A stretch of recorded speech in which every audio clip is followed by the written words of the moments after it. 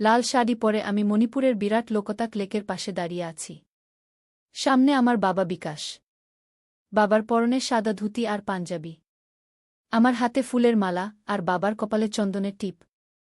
দিগন্ত বিস্তৃত লোকতাক লেকের উপর সন্ধ্যার আলো ঝলমল করছে। কুমুদিনী, তুমি আমাকে মালা পরিয়ে দাও, বাবা বললেন। আমার হাত কাঁপছিল। বাবা আমাকে বিয়ে করতে চান, আর আমি এখানে দাঁড়িয়ে আছি তাকে মালা পরাতে। এটা কি সত্যি ঘটছে? আমার নাম কুমুদিনী। আমার বয়স ২০। বাবার বয়স ৫০। আমার মা উর্মিলা মারা গিয়েছিলেন যখন আমার বয়স ছিল ১২। আমরা ইম্ফলের একটি ছোট্ট বাড়িতে থাকি। গত মাসে বাবা আমাকে বলেছিলেন যে তিনি আমাকে বিয়ে করতে চান। বাবা বলেছিলেন আমাদের বিশেষ সম্পর্ক রয়েছে। তিনি বলেছিলেন আমরা অন্য জীবনে স্বামী-স্ত্রী ছিলাম। তিনি আমাকে দেখিয়েছিলেন একটি পুরানো পাণ্ডুলিপি, যেখানে লেখা ছিল আমরা পূর্বজন্মে স্বামী-স্ত্রী ছিলাম এবং এই জন্মেও আমাদের বিয়ে হবে। বাবা, এটা অন্যায়, আমি বলেছিলাম। আমরা বাবা মেয়ে কি? বাবা হেসেছিলেন। কুমুদিনী, আমি জানি এটা অস্বাভাবিক শোনাচ্ছে। কিন্তু এই পাণ্ডুলিপি মিথ্যা নয়। আমরা পূর্বজন্মে স্বামী-স্ত্রী ছিলাম গো। আমি বাবার চোখে তাকালাম। সেই চোখ যেখানে আমি সারা জীবন নিরাপত্তা খুঁজে পেয়েছি, সেখানে এখন এক অদ্ভুত লোভ। কি করব আমি? পালিয়ে যাব। কিন্তু কোথায় যাব? কার কাছে যাব? আমার তো কেউ নেই এ পৃথিবীতে। বাবা ছাড়া আমার আর কেউ নেই। তুমি আমাকে মালা পরাবে না, কুমুদিনী? বাবা আবার জিজ্ঞেস করলেন। আমার হাত কাঁপছিল। চোখে জল এসে গেল। আমি মালাটা বাবার দিকে বাড়ালাম। হ্যাঁ বাবা, আমি বললাম, কণ্ঠে কাঁপুনি, আমি তোমাকে মালা পরাব। সেই মুহূর্তে লোকতাক লেকের উপর থেকে একটা জোর হাওয়া এসে আমার হাত থেকে মালাটা ছিনিয়ে নিল। মালাটা হাওয়ায় উড়ে গেল আর পড়ল লেকের জলে। এটা কি হল? বাবা বিস্ময়ে চিৎকার করে উঠলেন। আমি নিজেও বিস্মিত হয়ে গেলাম। কি হল এটা? হঠাৎ করে এমন প্রচণ্ড বাতাস কোথা থেকে এলো? এটা কি কোনো সংকেত? চলো লেকের কিনারে গিয়ে মালাটা তুলে আনি, বাবা বললেন। আমরা লেকের কিনারে গেলাম। সন্ধ্যার আলো জল ঝলমল করছিল। কিন্তু মালাটা কোথায়? আমরা দুজন জলের দিকে তাকিয়ে থাকলাম। জলের উপর ফুলগুলো ভাসছিল। হঠাৎ করে আমি একটা আলো দেখতে পেলাম জলের নিচে। প্রথমে মনে হলো জলে চাঁদের আলো প্রতিফলিত হচ্ছে। কিন্তু না, এটা অন্য কিছু। জলের নিচে একটা আলোকিত বস্তু। বাবা দেখো। জলের নিচে কি আছে? আমি বললাম। বাবা জলের দিকে তাকালেন। কি? কোথায়? ওই যে জলের নিচে একটা আলো, আমি বললাম। বাবা আমার দেখানো দিকে তাকালেন। হ্যাঁ, এটাই কি? আমি জলের নিচে ডুব দিতে যাচ্ছিলাম, কিন্তু বাবা আমাকে থামালেন। না কুমুদিনী, তুমি জলে যেজো না। আমি যাচ্ছি, বাবা বললেন। বাবা জলে নামলেন। তিনি ডুব দিলেন জলের নিচে। আমি উদ্বিগ্ন হয়ে অপেক্ষা করতে লাগলাম। ১ মিনিট, ২ মিনিট। বাবা ফিরে আসছেন না কেন? আমি উদ্বিগ্ন হয়ে উঠলাম। বাবা, আমি চিৎকার করে ডাকলাম। বাবা! কোনো উত্তর নেই। আমি জলের দিকে তাকিয়ে রইলাম। কোনো সাড়া নেই। আমি ভয় পেয়ে গেলাম। বাবা কোথায় গেলেন? তিনি কি জলে ডুবে গেলেন? আমি নিজেই জলে নামতে যাচ্ছিলাম, কিন্তু হঠাৎ করে জল থেকে একটা হাত বেরিয়ে এলো। এটা বাবার হাত। আমি সেই হাত ধরে টানলাম। বাবাকে টেনে তুললাম জল থেকে। বাবা হাঁপাচ্ছিলেন। তার চোখ বড় বড় হয়ে গিয়েছিল। তিনি কিছু বলতে চাইলেন, কিন্তু কথা বেরোচ্ছিল না। বাবা, কি হয়েছে? তুমি ঠিক আছো? আমি জিজ্ঞেস করলাম। বাবা অবশেষে কথা বলতে পারলেন। কুমুদিনী, নিচে। জলের নিচে। একটা মন্দির। মন্দির? আমি বিস্ময়ে জিজ্ঞেস করলাম। জলের নিচে মন্দির? হ্যাঁ, একটা প্রাচীন মন্দির, বাবা বললেন। আর সেখানে গু? বাবা থামলেন। সেখানে কি বাবা? আমি জিজ্ঞেস করলাম। বাবা আমার দিকে তাকালেন। তার চোখে ভয়। সেখানে আমি একটা মূর্তি দেখলাম। একটা মহিলার মূর্তি। আর সেই মূর্তি তোমার মায়ের মতো দেখতে। মা! আমি বিস্ময়ে বলে উঠলাম। তুমি কি বলছো বাবা? মায়ের মূর্তি কেন থাকবে জলের নিচের মন্দিরে? বাবা মাথা নাড়লেন। আমি জানি না। কিন্তু আমি যা দেখেছি তা বিশ্বাস করতে পারছি না। এটা অসম্ভব। আমি জলের দিকে তাকালাম। জলের নিচে এখনও সেই আলো দেখা যাচ্ছিল। আমি এবার নিজেই জলের নিচে যেতে চাইলাম। আমি যাব বাবা, আমি বললাম। না কুমুদিনী, বাবা আমাকে থামাতে চাইলেন। কিন্তু আমি তার কথা শুনলাম না। আমি জলে ডুব দিলাম। জলের নিচে তাকিয়ে আমি সত্যিই একটা মন্দির দেখতে পেলাম। এটা একটা প্রাচীন মন্দির। আমি সাঁতরে সেই মন্দিরের দিকে এগিয়ে গেলাম। মন্দিরের ভেতরে আমি দেখলাম একটা মূর্তি। একটা মহিলার মূর্তি। আমি আরও কাছে গেলাম। আমার নিঃশ্বাস বন্ধ হয়ে গেল। এটা সত্যিই আমার মায়ের মতো দেখতে। মূর্তির মুখটা ঠিক আমার মায়ের মতো। আমি মূর্তিটা স্পর্শ করলাম। হঠাৎ করে মূর্তি থেকে একটা আলো বেরিয়ে এলো। আলোটা এত তীব্র যে আমি চোখ বন্ধ করে ফেললাম। যখন আবার চোখ খুললাম আমি দেখলাম মূর্তিটা আর নেই। তার জায়গায় দাঁড়িয়ে আছেন আমার মা। উর্মিলা! মা! আমি চিৎকার করে উঠলাম, কিন্তু জলের নিচে আমার কণ্ঠস্বর শোনা গেল না। মা আমার দিকে তাকালেন। তার চোখে অশ্রু। তিনি আমার দিকে হাত বাড়ালেন। আমি তার হাত ধরলাম। হঠাৎ করে আমার মনে হলো আমি শ্বাস নিতে পারছি না। আমার অক্সিজেন ফুরিয়ে আসছে। আমি ওপরে উঠতে চাইলাম, কিন্তু মা আমার হাত ধরে রাখলেন। আমি মায়ের দিকে তাকালাম। তিনি আমাকে ইশারা করলেন, যেন বলছেন, আমি ঠিক আছি। তারপর তিনি আমাকে একটা ছোট্ট পাথরের বাক্স দিলেন। আমি সেই বাক্স নিলাম, আর তখনই মা আমাকে ছেড়ে দিলেন। আমি দ্রুত উপরে উঠে এলাম। জল থেকে বেরিয়ে আমি হাঁপাতে লাগলাম। বাবা আমার কাছে এসে আমাকে ধরলেন। কুমুদিনী! তুমি ঠিক আছো? বাবা উদ্বিগ্ন কণ্ঠে জিজ্ঞেস করলেন।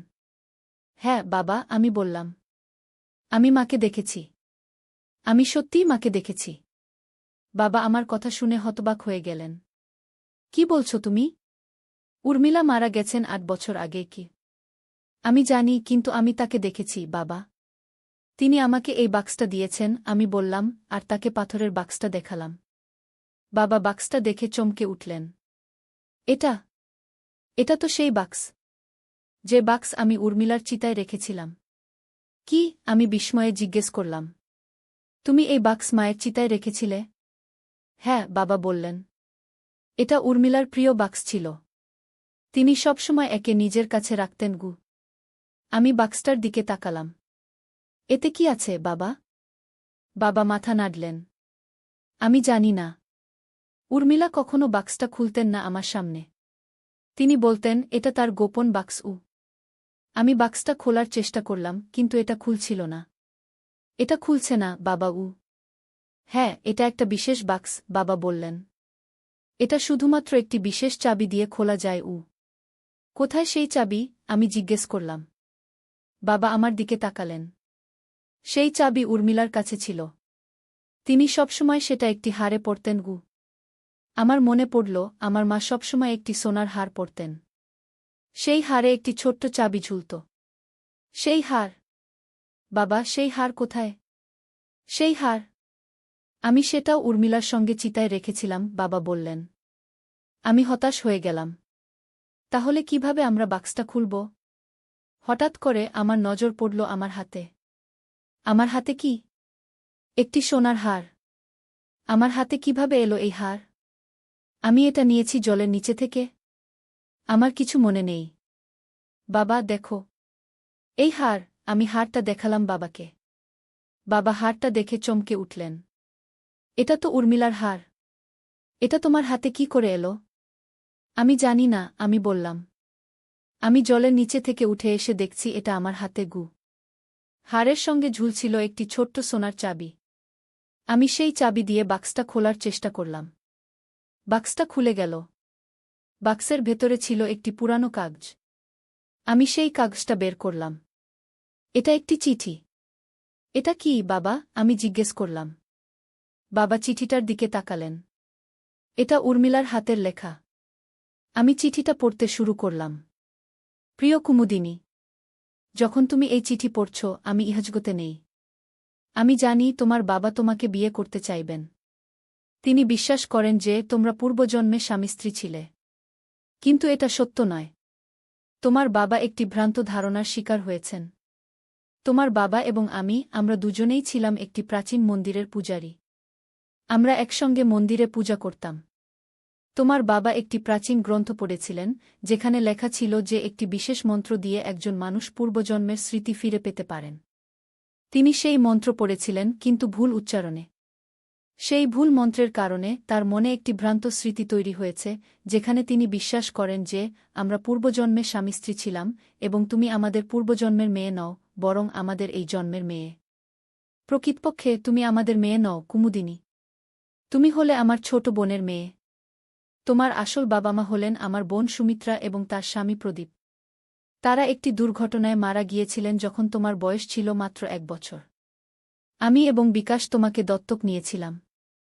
আমরা তোমাকে কখনো বলিনি যে তুমি আমাদের মেয়ে নও, কারণ আমি এবং তোমার মা চাইনি তোমাকে বাড়তি কষ্ট দিতে। কিন্তু এখন আমি বুঝতে পারছি উর্মিলা কতটা সঠিক ছিলেন। রাত ধীরে ধীরে নামছিল লোকতাক লেকের উপর। আমরা দুজনেই নীরবে তীরে বসে রইলাম। তাহলে আমার আসল বাবা মা কারা? আমি অবশেষে জিজ্ঞেস করলাম। সুমিত্রা এবং প্রদীপ, বাবা বললেন। সুমিত্রা ছিলেন উর্মিলার ছোট বোন। তারা কলকাতায় থাকতেন। তোমার জন্মের পর তারা একবার মণিপুরে বেড়াতে এসেছিলেন।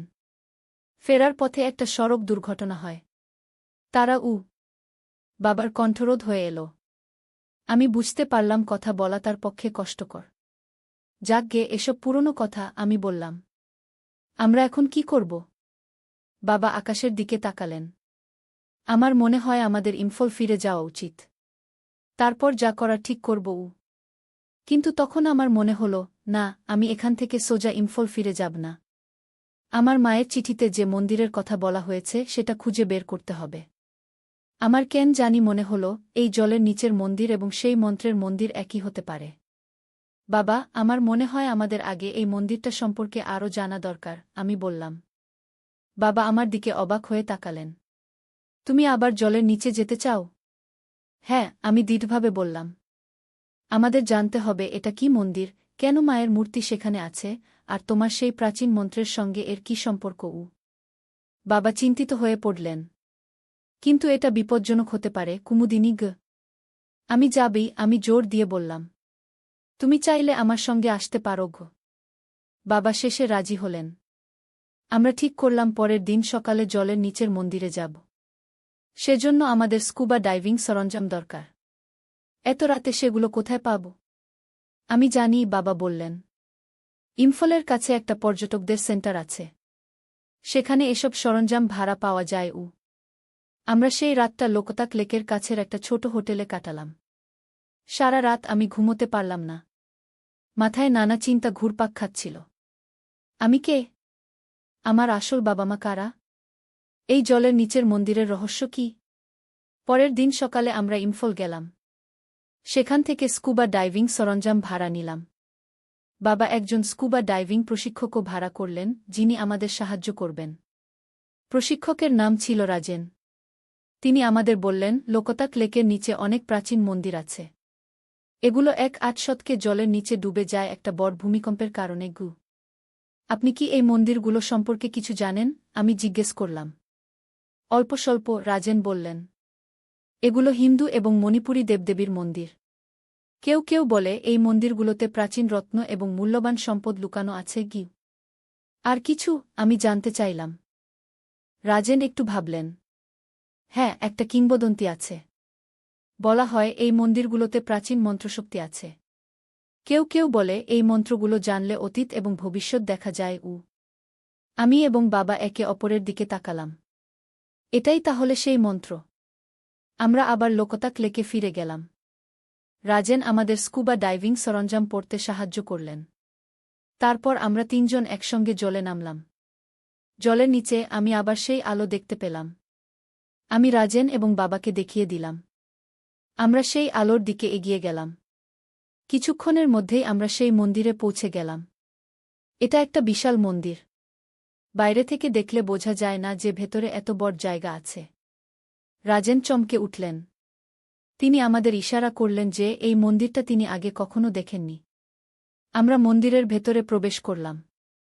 ভেতরে আরও অনেক মূর্তি ছিল। একটি মূর্তি দেবী লক্ষ্মীর, আরেকটি দেবী সরস্বতীর, আর একটি দেবী দুর্গার। এবং সেখানেই ছিল সেই মূর্তি যেটা আমার মায়ের মতো দেখতে। রাজেন সেই মূর্তির দিকে এগিয়ে গেলেন। তিনি মূর্তিটিকে পরীক্ষা করলেন, তারপর আমাদের দিকে ফিরলেন। তিনি তার স্কুবা মাস্ক খুলে ইশারায় বোঝালেন যে এখানে আমরা শ্বাস নিতে পারি। আমি অবাক হয়ে গেলাম। জলের নিচে কিভাবে শ্বাস নেওয়া যাবে? কিন্তু আমি দেখলাম যে মন্দিরের ভেতর জল নেই। এটা যেন একটা বায়ুরুদ্ধ জায়গা। আমরা সবাই স্কুবা মাস্ক খুললাম। এটা অসম্ভব, রাজেন বললেন। কিভাবে এই মন্দিরের ভেতর জল নেই? এটা কোনো প্রাচীন প্রযুক্তি হতে পারে, বাবা বললেন। বা প্রাচীন মন্ত্রের শক্তি, আমি বললাম। আমি সেই মূর্তির কাছে গেলাম যেটা আমার মায়ের মতো দেখতে। এটা সত্যিই মায়ের মতো দেখতে। আমি মূর্তিটি স্পর্শ করলাম। হঠাৎ করে মূর্তির চোখ থেকে আলো বেরিয়ে এলো। আমি পিছিয়ে গেলাম। মূর্তির চোখ থেকে দুটি আলোর রশ্মি বেরিয়ে একটা দেয়ালের উপর পড়ল। সেখানে একটা গুপ্ত দরজা খুলে গেল। দেখো, আমি চিৎকার করে উঠলাম। রাজেন এবং বাবা দুজনেই অবাক হয়ে সেই দরজার দিকে তাকিয়ে রইলেন। আমরা কি ওখানে যাব? রাজেন জিজ্ঞেস করলেন। অবশ্যই, আমি বললাম। আমরা তিনজন সেই গুপ্ত দরজা দিয়ে ভেতরে প্রবেশ করলাম। ভেতরে ছিল একটি দীর্ঘ করিডোর। করিডোরের দুপাশে ছিল প্রাচীন দেয়ালচিত্র। এই চিত্রগুলো কোনো এক প্রাচীন ঘটনার বর্ণনা করছিল। আমরা চিত্রগুলো দেখতে লাগলাম। প্রথম চিত্রে একজন ঋষি একটি মন্ত্র উচ্চারণ করছেন। দ্বিতীয় চিত্রে সেই ঋষি একটি জলের নিচের মন্দিরে প্রবেশ করছেন। তৃতীয় চিত্রে ঋষি একটি মূর্তি স্পর্শ করছেন। চতুর্থ চিত্রে ঋষি এবং মূর্তি দুজনেই আলোকিত হচ্ছেন। এগুলো কি দেখাচ্ছে? রাজেন জিজ্ঞেস করলেন। মনে হচ্ছে এটা একটি প্রাচীন মন্ত্রের বর্ণনা, বাবা বললেন। একটি মন্ত্র যা মূর্তিকে জীবন দিতে পারে কি? আমরা করিডোরের শেষে পৌঁছে গেলাম। সেখানে ছিল একটি বিশাল দরজা। দরজার উপর কিছু প্রাচীন লেখা ছিল। রাজেন সেই লেখা পড়তে চেষ্টা করলেন। এটা প্রাচীন মণিপুরী ভাষা, তিনি বললেন। এতে লেখা আছে, যে আসবে সে জানবে, যে জানবে সে বুঝবে, যে বুঝবে সে ফিরে যাবে। এর অর্থ কি? আমি জিজ্ঞেস করলাম। আমি নিশ্চিত নই, রাজেন বললেন। কিন্তু মনে হয় এই দরজার ওপারে কিছু গুরুত্বপূর্ণ গান আছে গু। আমরা দরজা খোলার চেষ্টা করলাম, কিন্তু এটা খুলছিল না। এটা কিভাবে খুলব? আমি জিজ্ঞেস করলাম। রাজেন দরজাটা পরীক্ষা করলেন। মনে হচ্ছে এটা একটি বিশেষ চাবি দিয়ে খোলা যাবে গু। আমার মনে পড়ল সেই চাবির কথা যেটা আমার মায়ের হারে ছিল। আমি সেই চাবি বের করলাম। এটা দিয়ে চেষ্টা করে দেখি, আমি বললাম। আমি সেই চাবি দরজার তালা ঢোকালাম। চাবিটা ঠিক ফিট হল। আমি চাবিটা ঘুরিয়ে দিলাম, আর দরজাটা খুলে গেল। দরজার ওপারে ছিল একটি বিশাল কক্ষ। কক্ষের মাঝখানে ছিল একটি বিশাল পাথরের টেবিল। টেবিলের উপর ছিল একটি প্রাচীন গ্রন্থ। আমরা তিনজন সেই গ্রন্থের কাছে গেলাম। এটা একটি পুরানো, জীর্ণ গ্রন্থ। এর পাতাগুলো হলুদ হয়ে গিয়েছিল সময়ের সাথে। রাজেন গ্রন্থটি খুললেন। এটাও প্রাচীন মণিপুরী ভাষায় লেখা, তিনি বললেন। আপনি পড়তে পারবেন? আমি জিজ্ঞেস করলাম। হ্যাঁ, কিছুটা, রাজেন বললেন। রাজেন গ্রন্থটি পড়তে শুরু করলেন। এটা একটি প্রাচীন মন্ত্রগ্রন্থ, তিনি বললেন। এতে বিভিন্ন মন্ত্র আছে, অতীত দেখার মন্ত্র, ভবিষ্যৎ দেখার মন্ত্র, মূর্তিকে জীবন দেওয়ার মন্ত্র ও। বাবা গ্রন্থটির দিকে তাকালেন। এটাই সেই গ্রন্থ, তিনি বললেন। আমি এই গ্রন্থ থেকেই মন্ত্র পড়েছিলাম। কিন্তু তুমি এই গ্রন্থ কোথায় পেয়েছিলে, বাবা? আমি জিজ্ঞেস করলাম। এটা তো এখানে, জলের নিচের মন্দিরে কি? বাবা মাথা নাড়লেন। না, আমি এই গ্রন্থ পাইনি। আমি এই গ্রন্থের একটি অনুলিপি পেয়েছিলাম। একজন পুরাতত্ত্ববিদ আমাকে দিয়েছিলেন গু। রাজেন আরও পড়তে লাগলেন। হঠাৎ করে তিনি থেমে গেলেন। শুনো, তিনি বললেন। এখানে একটি সতর্কতা আছে। এতে লেখা আছে, যে মন্ত্র উচ্চারণ করবে সে সতর্ক থাকুক। ভুল উচ্চারণে বিপদ আছে। অতীত দেখার মন্ত্র ভুল উচ্চারিত হলে মিথ্যা স্মৃতি তৈরি হবে। মূর্তিকে জীবন দেওয়ার মন্ত্র ভুল উচ্চারিত হলে মূর্তি ভয়ঙ্কর হয়ে উঠবে। আমরা সবাই একে অপরের দিকে তাকালাম। এটাই হয়েছিল, বাবা বললেন। আমি অতীত দেখার মন্ত্র উচ্চারণ করেছিলাম, কিন্তু ভুল উচ্চারণে। তাই আমার মনে মিথ্যা স্মৃতি তৈরি হয়েছিল গু। রাজেন আরও পড়তে লাগলেন। এখানে আরও লেখা আছে, মিথ্যা স্মৃতি দূর করার জন্য সত্য স্মৃতি জাগাতে হবে। সত্য স্মৃতি জাগাতে প্রিয়জনের মূর্তি স্পর্শ করতে হবে এবং সঠিক মন্ত্র উচ্চারণ করতে হবে। এটাই আমাদের করতে হবে, আমি বললাম। আমরা মায়ের মূর্তি স্পর্শ করব এবং সঠিক মন্ত্র উচ্চারণ করব। তাহলে বাবার মিথ্যা স্মৃতি দূর হবে গু। আমরা আবার সেই মূর্তির কাছে ফিরে গেলাম যেটা আমার মায়ের মতো দেখতে। রাজেন গ্রন্থ থেকে সঠিক মন্ত্র পড়লেন। বাবা মূর্তি স্পর্শ করলেন এবং মন্ত্র উচ্চারণ করলেন। হঠাৎ করে মূর্তি থেকে আবার আলো বেরিয়ে এলো। এবার আলোটা বাবাকে ঘিরে ধরল। বাবা আলোর মধ্যে দাঁড়িয়ে রইলেন। একটু পরে আলো মিলিয়ে গেল। বাবা ধীরে ধীরে চোখ খুললেন। কুমুদিনী, তিনি বললেন, আমি সব মনে করতে পারছি। আমার মিথ্যা স্মৃতি চলে গেছে। আমি এখন জানি তুমি আমাদের মেয়ে নও, তুমি আমাদের ভাগ্নি গু। আমি বাবাকে জড়িয়ে ধরলাম। হ্যাঁ বাবা, আমি তোমাদের ভাগ্নি। কিন্তু তোমরাই আমার বাবা মা গু। রাজেন আমাদের দিকে তাকিয়ে হাসলেন। এটা একটা অদ্ভুত অভিজ্ঞতা, তিনি বললেন। আমি কখনো এমন কিছু দেখিনি গি। আমরা ফিরে যাওয়ার জন্য প্রস্তুত হলাম। কিন্তু তখনই আমরা একটা শব্দ শুনলাম। মন্দিরের দেয়াল কাঁপতে শুরু করল। কি হচ্ছে, আমি ভয় পেয়ে জিজ্ঞেস করলাম। মন্দির ধসে পড়ছে, রাজেন চিৎকার করে উঠলেন। আমাদের এখান থেকে বেরোতে হবে। আমরা দ্রুত মন্দির থেকে বেরিয়ে আসার চেষ্টা করলাম।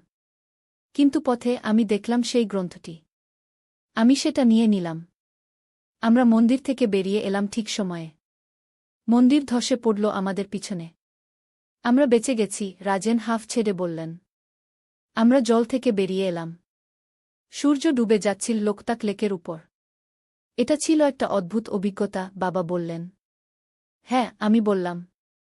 কিন্তু এখন আমরা সত্য জানি গ। সেদিন রাতে আমরা হোটেলে ফিরে এলাম। আমি সেই গ্রন্থটি খুললাম।